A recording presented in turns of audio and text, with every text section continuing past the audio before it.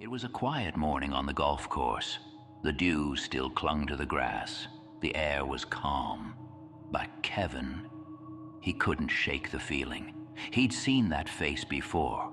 Not here, not in person on TV.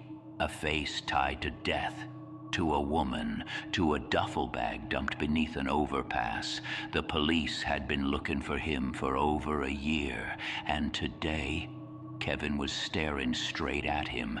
But to understand how it got this far, we have to go back. She was born in Washington, a Christian woman with a bright smile and an even brighter future. In the fall of 1995, she became pregnant by a man named Ant. It wasn't a happy love story.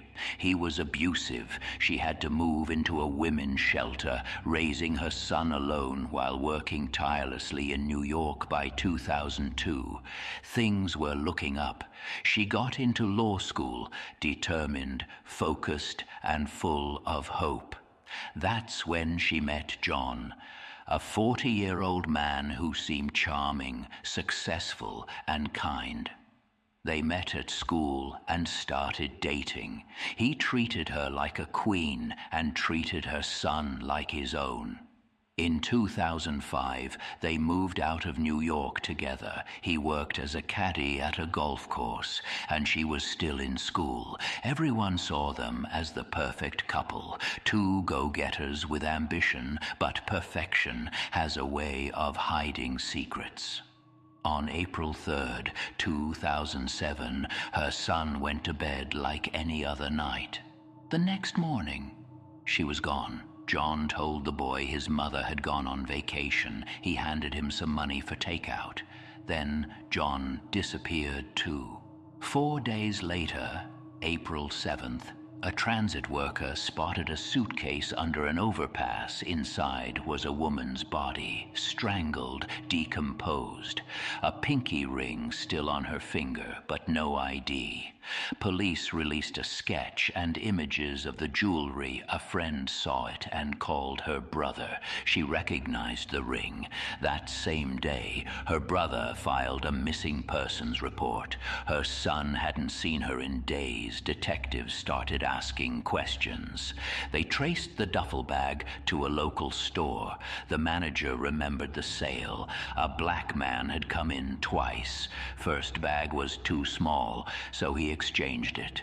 When shown a lineup, she pointed at John immediately. DNA found inside the returned duffel bag confirmed the worst. John never returned to work, never contacted anyone. He simply vanished. For a year and a half, no one knew where he was. Until that quiet morning at the golf course, Kevin recognized him instantly from the news. He called the police, and this time, they found him. John stood trial 5 years after the murder. He represented himself, smirked through testimony, cross-examined the son of the woman he murdered. He claimed she died from blunt force trauma and neck compression after an argument. He put her body in the bag and vanished.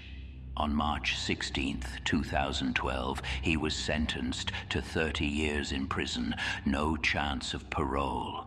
But the damage was done. Her son had to testify, had to face the man who stole everything from him.